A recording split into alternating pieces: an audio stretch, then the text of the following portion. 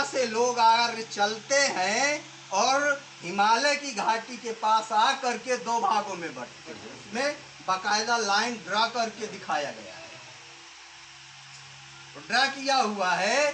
तो हिमालय के तरफ से भारत में घुसते हैं, बाकी यूरोप कंट्री की तरफ एक टुकड़े चली जाती है। अब चैप्टर है भारत में आर्यों का आगमन, तो यूरोप की तरफ जो गए लोग उनको वहीं से क्लोज कर दिया गया, भारत की चर्चा। हिमालय की तरफ से गंगा बहती है, तो गंगा की तटवर्ती इलाका को वो पकड़े और गंगा के किनारे किनारे सबसे पहले वो आकर के यहाँ बसे।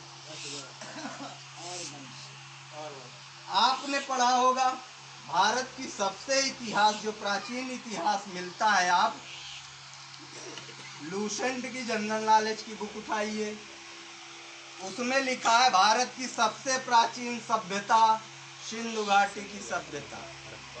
इतिहास भारत का सिंधु घाटी की सभ्यता से ही शुरुआत होती है।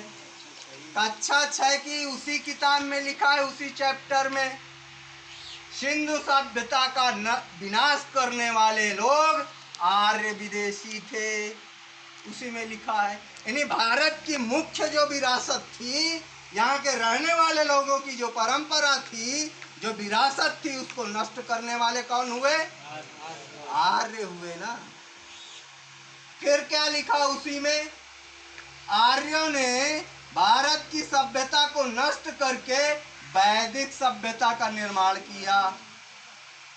आखिरकार जब वैदिक सभ्यता का निर्माण सिंधु घाटी की सभ्यता को नष्ट करने के बाद किया जा रहा है, तो वेदों का निर्माण कब हुआ? वैदिक सभ्यता निर्माण होने के बाद वेद लिखे गए, और हमको क्या बताया जाता है? भगवान ने लिखा है। जब वो सभ्यता ही नहीं थी तो भगवान कैसे लिख रहा है? सिंधु घाटी सभ्यता को नष्ट तुम ही लिख रहे हो, मेरा लिखा नहीं है। सिंधु घाटी को सभ्यता को नष्ट करके वैदिक सभ्यता का निर्माण किया गया और वेदों का लिखन शुरू हुआ, उसी में लिखा हुआ है। उसके बाद लिखा, जो भारत के हारे हुए लोग थे उनको शूद्र कहा, और आर्यों ने अपने को 3 भागों में बांटा, ब्राह्मण, क्षत्रिय, वैश्य।